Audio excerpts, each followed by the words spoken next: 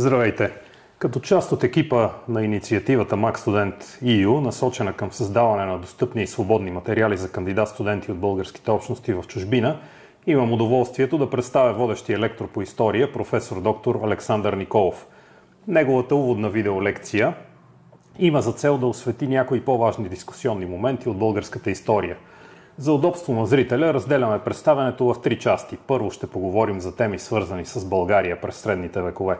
После ще се насочим към османския период и възраждането, преди да продължим в последната част, в която ще поговорим по въпроси от особен интерес, отнасящи се към годините след възстановяването на българската държава в края на Руско-турската война. Професор Николов, дайте ни накратко своята визитка, в каква област са вашите изследователски интереси и защо се включихте в нашата инициатива. Аз съм преподавател по средновековна обща история, дългогодишен. Преподавал съм и антична история също, и история на Византия. Но се включих в тази инициатива, защото смятам, че е важна, тъй като дълги години съм работил и като преподавател и в средното училище, автор съм на учебници и съм подготвил и кандидат-студенти, включително от българските общности. Преди години имаше такава инициатива на Министерството за подготовка на място даже на кандидат-студенти в Босилеград, където съм участвал. Смятам, че това е важно. Защото от една страна това е добре за нас, за нашите институции, за нашите университети, да идват млади хора от тези общности и от друга страна самите общности, защото така се поддържа връзката с България, която така или иначе ще се свързали културно-етнически с нея. Да започнем с вашата коронна дисциплина, средните векове. На пръв поглед, колкото по-далече една епоха, изглежда, че толкова по-малко страсти буди тя в наши дни. Сякаш няма много модерна политика в събития като 100-годишната война. Историята на България обаче опровергава това повърхностно впечатление.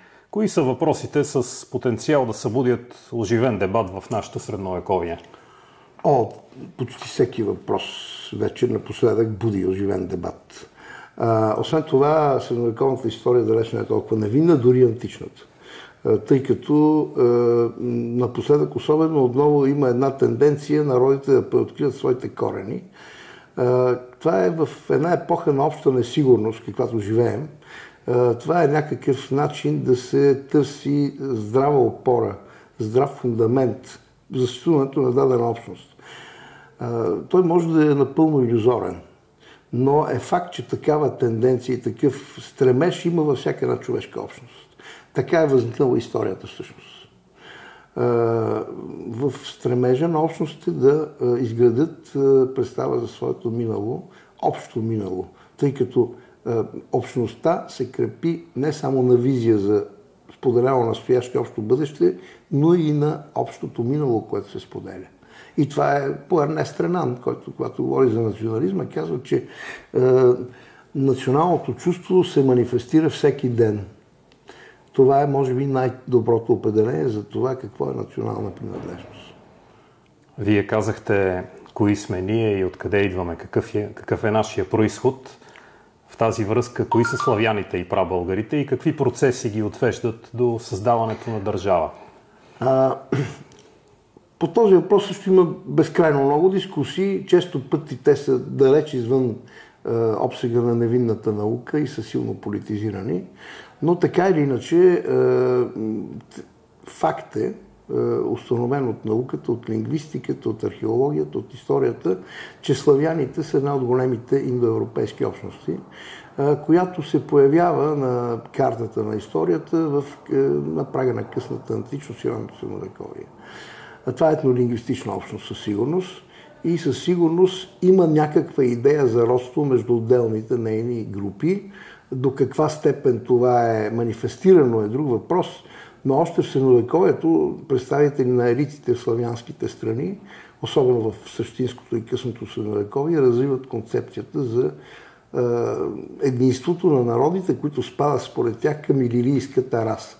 Защо илирийската? Защото един от най-ранните представители на тази тенденция се намират в Далмация, в северо-западната част на Балканите и в територията на Висшия диоцес Илирикум, където са живеели илирите и където в античността, и където са живели малко по-на север и венетите в района на днешна Венеция.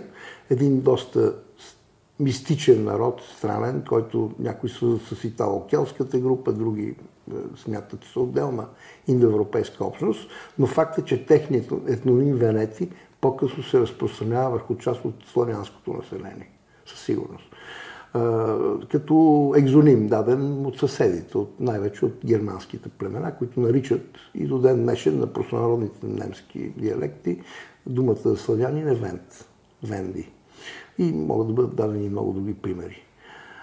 Тази голяма индоевропейска общност, която мигрира много активно в ранното средновековие и взема много големи територии, сега къде е първоначалната територия, където възниква тя, има спорове, но все пак смятат, че е някъде в източна Полша, в Беларус, вероятно в част от Украина, оттам радиално се разпространява в различни посоки, е свързана с, както казахме, диалекти взаимно разбираеми. Оттам идва името славяни, което в старобългарския вариант е словяне и идва със сигурност от думата слово. Тоест, хора, на които ние разбираме говора. Оттам идва и самото название. Славяни вече е по-късна форма, през руски проникнала и в български език. Прабългарите са с по-сложна съдба. Напоследък има много спорове, дали въобще можем да ги наричаме прабългари, не трябва да ги наричаме българи, само древни българи и така нататък. Все пак аз за удобство използвам термина прабългари, защото очевидно съвременните българи са част от славянската етнолингвистична общност. Това не буди никакво съмнение. Най-малкото в езиков план, български език и славянски език, независимо от особената си граматика. Тя е еволюирала в един късен период от 13 век насам и развила аналитичност, която не е характерна за повечето, за останалите славянски езици. Кои са първите сведения сигурни за българи в контекста на гръко-римската цивилизация? Често пъти се цитира се един текст от 4 век, така наречен анонимен римски хронограф от 354 година, където има една бележка «Ziezi ex quo vulgares». Само, че има много спорове около това, доколко тази бележка не е късно добавена към този ръкопис, тъй като този текст е запазен в преписи от 9 век. Също така много често спекулира с една карта, приписана на светия Ероним от Стридона, на който още в средновековието му приписват и славянски произход, без основание. Това е, както знаем, преводача на Вулгатата, на Библията на народен латински език. В тази карта също има един текст Мезия Hic est Vulgaria.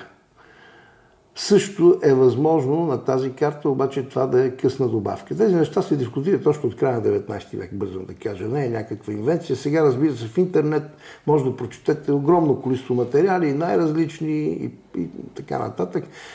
Като много важно изглежда на част от интернет потребителите, се доказва, че българите са автохтонен народ, че те не са мигрирали от никъде. Само, че изворите ни показват нещо друго. Показват, да, има автохтонно население, което е влязло в етногенезиса на българския народ. Това се доказва и по генетичен път, защото генетиката показва, че в състава на съвременните българи има балкано-анатолийска популация, важна и сериозна. От друга страна обаче, очевидно има и славянски инфилтрации, езикът е славянски, както казах, без съмнение. А името българи се среща както в извори от гръко-римската сфера, така и в различни варианти и в различни източни извори, които свързват този народ най-малкото с територии на север от Черно море. В Северен Кавказ, при Каспието, разбира се, има най-различни теории, които отвеждат предците ни в Памир, в Афганистан, в Иртиш и така нататък. Аз тук не бих искал да влизам в това, защото е много спекулативно. Също за Кавказ има някои данни, за арменски източници, които споменават името в някаква форма. Това, което знаем със сигурност, което аз бих стъпил нататък, е, че в края на 5 век вече имаме първите сигурни сведения за българи на Балканите. Под името Булгари, Вулгарес се появяват в латиноязични и в гръкоязични извори, свързани с Източната Римска империя, най-вече в контекста на сблъсъка на Византия с остроготите. С Теодорик Велики, когато той се опитва да напусне пределите на Византийската империя и да се отправи към Западната Римска империя, отчасти подстрекаван от Константинополското правителство, стига до сблъсък с българи в зоната на границата между Горна Мизия и Панония. И там се споменава един български рекс, Бозан. Така е известен като Бозан. Разбира се, аз появиха едни теми, че това било името Божан, неизвестно откъдето се реши, че Бозан е Божан, не мога да ви кажа, за мен лично е неясно. Термина рекс означава варварски вожд. В номенклатурата на гръко-римската късна епоха. Рекс или Рикс в византийски вариант.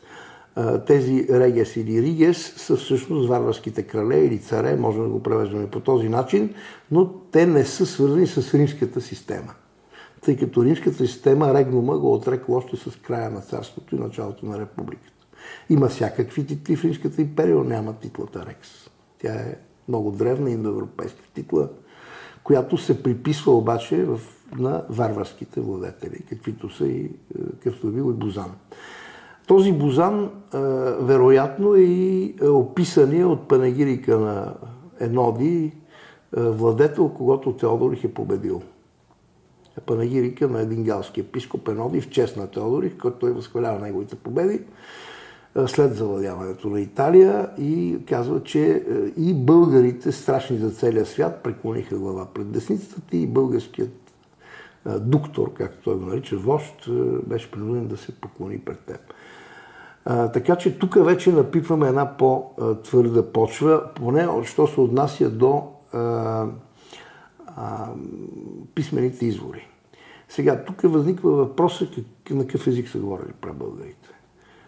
За жалост, аз нямам отговор еднозначен на този въпрос. Защо? Защото от техния език ние нямаме запазен нито един свързан текст. Например, от готски език имаме превода на Библията на Вулфила, откъдето очевидно е ясно, че готският език, тук знам, че ще разочаровам привържениците на гетската теория, за нея също има обяснение, защо готи и гети са смесени от Йорданес, съвсем умишлено, за да се докаже древния произход на готите и техния автохтонен произход. Но той е език от източно-германската група, която е изчезнала. С българския древен език, за жалост, ние нямаме такъв текст. Имаме надписи с гръцки букви, в които имаме отделни думи запазени. Те са предимно титли и термини. Сега, титлите и термините могат да се интерпретират и през тюркски, и през ирански. Често пъти проблема е, че тюрките и иранците живеят в голяма симбиоза в този период. Даже се говори за така нареченото тюркско-иранско койне в просторите на север от Черно море. Стар индоевропейски, източно-ирански пласт, върху който се заселва тюркско население, което асимилира частично местните жители, но приема голяма част от тяхната култура. Тоест, самите тюрки, древни тюрки, приемат много от иранската култура. Затова в този контекст изглежда се е появила и българската общност на границата между двете епохи.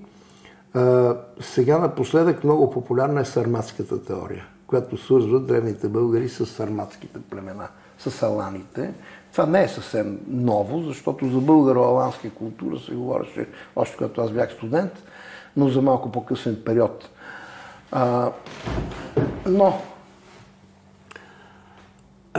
Като цяло съществуват три групи теории. Това е тюркската теория, която е била много властна и доминантна, на базата на езикови остатъци, които се интерпретират през тюркските езици. Титлата Ичиргубуил може да бъде интерпретирана през тюркските езици, защото Ич-Иргу може да бъде интерпретирано като Ич-Орду, управител на вътрешната област. Ич значи вътре, Орду е област. Също Кавхан, самата титла, много спорове има около титлата Кан, Хан, Канас Юбиги и така нататък. Сега, проблема какъв е? Първо, ние ги имаме записани само на гръцки език тези титли, а гръцкият език има така способността да изкривява фонетиката, защото в гръцкият език липсват някакви фонеми, които ги има в тюркските и славянските езици. Той има свои закони също така, според които се прибавят някъде окончания, придихания и така нататък. От друга страна, има някои глоси, които могат да бъдат интерпретирани през иранските езици, без съмнение. Но, както казах, това са само титли и имена. По титлите и имената трудно може да възстановим езика, защото не знам какъв е неговия синтаксис, неговия строеж. Ще дам пример. В съвременния български език имаме много думи от чужд произход. Ако вземем военните термини, например, много малко от тях са славянски, макар че езикът е славянски. Например, имаме термин армия от латински произход. Полк, колкото и да е странно, е древногерманска дума, която е свързана с фолк. Оттам и пълчища също е древногерманска дума, която е проникнала още в древния период в славянските езици. Лейтенант, ефрейтор, сержант, нали разбирате, ако ги наредим тези термини, майор, и имаме само това запазено от български език, няма как да разберем, че това е славянски език. Сега, сигурно ще има много опоненти на това, което ще кажа, но аз смятам, че за сега на този етап ние не можем да бъдем 100% сигурни и генетиката не може да ни помогне и ще кажа защо. Генетиката е много важна и тя е важна да се изследва, но тя изследва популации, но тя не може да определи етническата идентичност на един човек. Вие може да сте от балтийска популация, но да се мислите за хърватин. Балтийска, географски имам предвид, с всичките параметри за населението на Прибалтика. Но да имате хърватска идентичност или гръцка идентичност. Защото, особено в хода на миграциите, става доста голямо смесване. Освен това, ние не знаем българи дали не е събирателен аноним на различни групи, тъй като някъде срещаме такива неща. Ще дам пример с котригурите. Котригурите дали са българско племе или не са. Това е една общност, която в 6 век се появява в изворите, в Прокопий и се стига до там, че котригурите атакуват самия Константинопол. Но един друг автор от африкански произход, римски африкански произход, Виктор от Тунура, се намира тогава в Константинопол, по време на тази атака и говори за атака на българите срещу Константинопол. Оттам вече ние вадим извода, че котригурите може би са част от българската общност. Това ни отвежда и към името Котрак и Котраги, което срещаме от Теофан. И тук можем вече да кажем по някакъв начин, да свържем етнонима котригури с по-голямата българска общност, която може би обединява различни сегменти. Същото важи и за оногури или оногундури. Среща се термина оногури българи в Теофан, но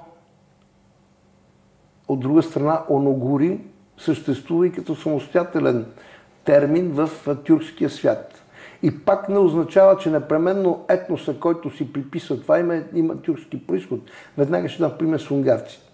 Унгарците, които принадлежат към финно-угорската група, имат съвсем друг етноним, маджар, модьор, който идва от древното име Манси. Техните братовчеди живеят още в тундрата в Русия.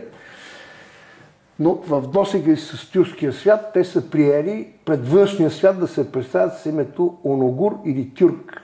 И в изворите византийските през 10 век земите на унгарците се наричат Туркия. Защото те се представят петромеите за турки като по-престижно название. Но самата Византия, самата Римска империя, гръкоязично население, което се нарича римляни, ромеи. До там е странна тая ситуация за техните съседи, които ги наричат почти без изключение гърци, че един сирийски автор обяснява даже Дионисиус Барсалиби през 12 век, ако не се лъжа, казва, че румите всъщност не са истинските руми. Истинските руми живеят в Италия. А тези са юваните или юнаните, които се представят за руми. т.е. юнийците, гърците. Т.е. още в средновековието има чувствителност за тези неща. Но името Ромей е влязло дълбоко в идентичността на средновековните и съвременните гърци.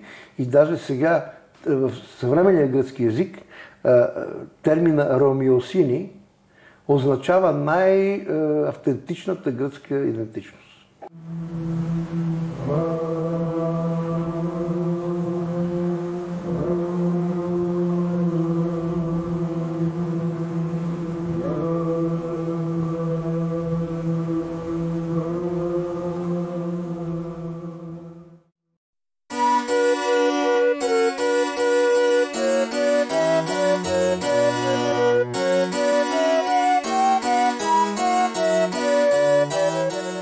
От вашето изложение, което е базирано на фактите, които ни дава историята, виждаме, че въпросът с етнонимите, названията на племената и народите не е толкова лесен, както изглежда или би изглеждал в един интернет форум, където днес мнозина спекулират, често понякога и с политически намерения.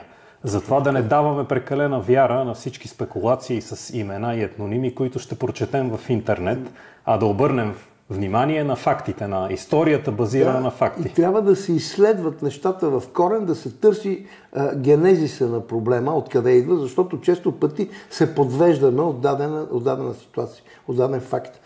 Когато имаме съмнения, би трябвало да продължим да копаем и да търсим докъдето можем. Защото, пак казвам, ние за сега сме безсилни да кажем точно какъв е произходът на прабългарите.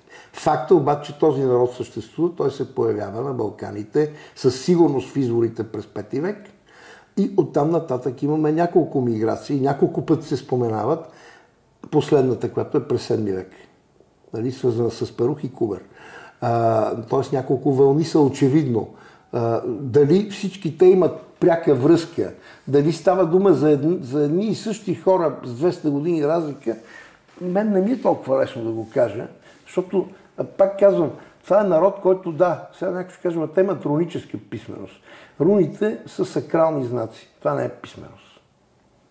Не можете да напишете поема с рунически знаци. Можете да напишете знака на Бога, нали, какъв е. Но тези руни първо не са само прабългарски. Те са поделени руни в евразийското пространство. Дори този прочут знак, който често срещаме сега на най-различни места, изобразен йота и псилон йота, защото може и така да се прочете, нали? Го има и на трона на османските султани. Защото племето Кая, от което уж произхождали османските султани, също го имало за свой знак. А при нас е много по-рано в Плиска и в Преслав, нали? Розетите, които се намират. Вие споменахте името на славянските племена, което идва от думата слово. До сега си говорихме за имена, за названия и езици. Знаем, че още първите държави в световната история, тези, които са възникнали по територията на Древния изток, са създали своя писменост, която да служи на целите на управлението. Писменост, прегнала езика на служба чрез юздите на азбуката и граматиката. Затова въпросът за литературния език, който е учреден от светите братия Кирил и Методий, е важен. Кой е говорил на този език при кодифицирането му, кой е писал на него и какво развитие има той в езиците на някои съвременни народи? Това също е много важна тема, защото пак се връщаме към славянската основа и на съвременния български език. Смята се от лингвистите, че през 9 век вече съществуват известни различия между двете клона. Между източнославянския, южнославянския и западнославянския клон на славянските езици. Това са предимно фонетични изменения на праславянските или протославянските форми. Защото някъде те са общи, да кажем, ликвидната метатеза се извършила сред всички славянски езици. Имам предвид, от праславянското берг е станала думата бряг. Обаче във формата на бряг и така нататък. Но се завъртяла по този начин. Разбира се, в германските езици останала думата като берг и означава нещо друго, значи планина. Но пак стара индоевропейска основа. Вероятно, може би някои лингви ще ме коригират тук таме, но горе-долу така стоят нещата. Ние имаме топоними в днешна Гърция, много древни славянски, където тази лингвина метатеза не е извършена. Те са останали по този начин. Например, Гардарики идва от град, само че без метатезата. От гард, нали, от по-стара форма. С този език, на който Кирил и Методий превеждат Светото писание и създават, всъщност го записват с глаголическата азбука, защото без съмнение е така, е бил говорен, вероятно, в околностите на Солун. Сега пак политически се спори дали са говорите на селата Висока Сухо и Зарово, които сега са гъркоязични, разбира се, българското население отдавна оттам или асимилирано или е напуснало. През 19 век се е приемало, че тъй като там е запазен и назализма, вероятно от този тип говори е заимстван основата за литературния език. Друга теза има за западните родопи, за рубските говори и така нататък. Тя е малко по-късна, с оглед и на някои аспирации съвременни. Сега, проблема за това с кой съвременен език са най-близък езика, на който е преведено Светото писание от Кирил и Методий, възниква през 19 век и най-напред има една панонска теория, която обаче отхвърлена после по чисто фонетични причини. И се стига до известно единодушие към средата на 19 век, че това се свързва с българските говори от Македония. Тук в никакъв случай не искам да бъда обвинен в някакъв национализъм, но тогава самото население нарича своя език български. Абсолютно сигурно. Това го имаме многократно в много изводи. Сега как нарича езика си е друг въпрос. Но ние говорим за 19 век. Ако тази моментна снимка ни показва това. Сега български ли ще го нарича български или бугарски или няма никакво значение, но това е вариант. Затова ние си позволяваме да използваме термина старобългарски, който е измислен не от български учени, а от Аугуст Лескин и от други подобни изследователи, филолози, немски филолог е той. Той има цяла граматика, граматик der Altbulgarischen Sprache, нали, която разглежда основите на този език. Сега, по това време, през 9 век, разликите между отделните славянски групи, славянски езици не са чак толкова големи и създадения на Балканите и по-точно в земите около Солун език, първоначален негов вариант, съвсем без проблем е бил използван по време на Моравската мисия за евангелизация на местните славяни, но въпреки това се откриват моравизми в ранните текстове. Тоест елементи от западнославянските. Например, формата мих за монах, за думата монах и някои други. Както знаем, Моравската мисия обаче търпи крах по политически причини и България е тази, която опазва, съхранява и доразвива делото на светите брати. Без България това ще бъде само един интересен епизод от средновековната история, за който може би нямаше да имаме много информация, защото в византийската литература няма почти нищо за тази мисия, като изключваме Теофилак Охридски, който споменава покрай Климент Охридски светите братия. А иначе в Централна Европа има някакви откъслени спомени за това, което се е случило, но те са пак от 13-14 век, нали, запазени текстове.